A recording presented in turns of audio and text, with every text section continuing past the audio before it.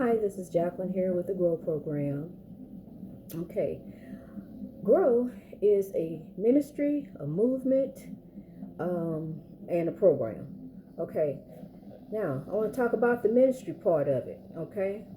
Because I want to give all praises to God, always, as always. You may not hear me say it in the beginning, but that is always. I want to talk about when the ship docked. I have to go back to 1619. A lot of this goes back to 1619 and even before 1619. And I like to talk about our ancestors when they were brought here. Many of them were not aware of Christianity as when they came. And the thing of it is that over those 400 years, those ancestors that were brought here, there were 12 million ancestors brought here from Africa. 12 million. And when those ancestors were brought here, over those 400 years, they weren't allowed to practice their traditional African customs and traditions. They weren't allowed. We were never told that. Now it's up to us to look it up ourselves. When I was in school, I learned history, but I didn't learn Black history. I learned American history. I learned about what Columbus did, and George Washington. I learned about people like that. Carter, Jimmy Carter. I'm telling you the truth. In my school, when I went to school, I did not learn about Black history. It was American history and social studies. So Black history came in later on with like the next generation. I was the first free generation because I was born in the 60s. All that stuff, the civil rights movement, all that happened in the 60s. So, I was the first free generation then. I remember in high school, Roots came out. And I remember watching Roots and feeling the anger boil up inside of me. And going to school the next day and everybody talking about it. Because, see, I was at an all-Black high school. Everybody talking about it. Everybody was upset about it. Even to this day, my husband talk about it, and he gets still kind of, it bothers him. He can feel the anger rise up. And the fact that this travesty happened, actually what really happened to African American people and to the ancestors was a Holocaust. It truly was. It was a Holocaust that happened to us. But we are supposed to just forget about it. I can't. Because I still get angry. Because I'm seeing Roots displayed on the TV every day. I'm seeing Roots in police brutality.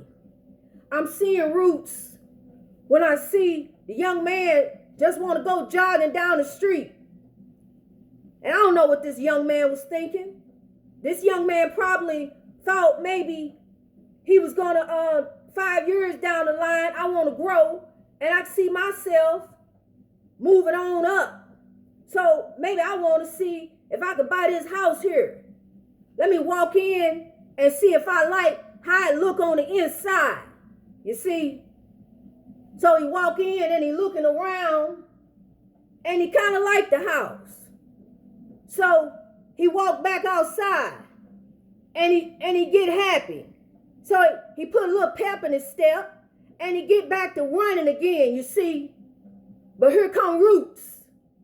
He doing all right running down the street. But here come the Roots. Here come Roots back at him, you see. So as he running down the street, happy in his mind, thinking about the house that he gonna get 5 years down the line. Once he save up some money, build up his credit, work at his job a little longer. But all of a sudden, Roots snatching back. Roots snatching back. Snatching back into reality. And Roots give him a shot in the stomach. There go his dreams. There go his mama dreams. There go his daddy dreams. So, you see, Roots is what we see every day. If you got this color skin, you see it every day. But it's a Holocaust that's still going on. And we supposed to just forget about it. Daniel Cameron, we supposed to just forget about it. It's okay. That life that was lost that night, Mr. Cameron, didn't matter. But the bullet that went in the wall, that's the one that mattered, Mr. Cameron. That's the bullet that mattered.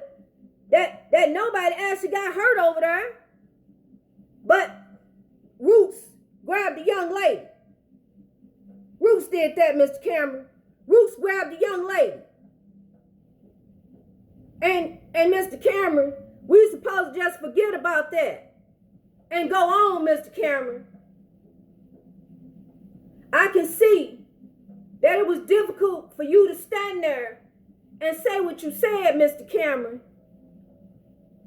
But Mr. Cameron, you done forgot who you are. You done forgot, Mr. Cameron, because I'm going to tell you something. They ain't forgot. They ain't forgot who you are, Mr. Cameron. It don't matter how high you get. You're going to still be you, Mr. Cameron. Jay-Z got a song out. I highly suggest that you listen to it. I ain't going to say it here. But I think you know what I'm talking about, Mr. Cameron.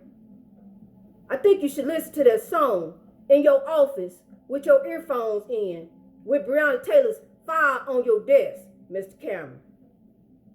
See, we still dealing with roots. We still got roots, no matter what you're trying to do. You know, your roots, the roots is there. And the roots is what make you angry. The roots is what make you rise up. I still get angry. I've been angry mostly all weekend. But I'm going to tell you something. Instead of me going out there, burning up somebody's building, burning down somebody's business, or taking out on a person who had nothing to do with anything, I will use my voice. I will use my platform. I will write and make phone calls. I will volunteer to go to Congress and speak. I will speak to Donald Trump if I have to. I will talk to anybody to try to make things right. Because I'm going to tell you, we are not going to get reparations. You can forget that. That's not coming. But what we can do is begin to build up for ourselves and build up our own communities. Don't wait on the next person. You get an income tax, you get some little lump sum of money. Put that money in an investment. Don't go buy you no rims. Don't go buy you no Gucci bags. Don't go buy you no designer clothes. Go buy you a house. Go buy you a business. Go buy you something in your community that will help somebody else. Look at these elderly people who cannot get out anymore, who can't go to the store. Stores are steady closing up all around them, making it harder and harder for them to get medicine, get food, and things that they need. Volunteer as part of the Grow Movement and tell them that you're doing a part of the Grow Movement. Volunteer to go and help some of these elderly people. Go around and find out who's in your community who may need assistance like that. And then begin to build wealth in your community. That's how you grow. It don't cost you anything to grow in this movement. You need to begin to build wealth so you can think about your future. Because I'm going to tell you something. Down the line, I don't think you're going to be able to count on Social Security. You need to be thinking about it right now, thinking about for yourself. You don't know what this government is doing. It's topsy-turvy right now. We We got a president who may not even leave. So you need to be thinking about yourself. Don't be counting on what they gonna do. Don't be waiting on that stimulus. Don't be waiting. If it come, it come. Don't be sitting there banking on that. Get up and do for yourself. I'm trying to give you some words of advice, and I'm telling you, I know what I'm talking about. You need to get up and you need to do something. Now, for you, you need to grow. Let's grow.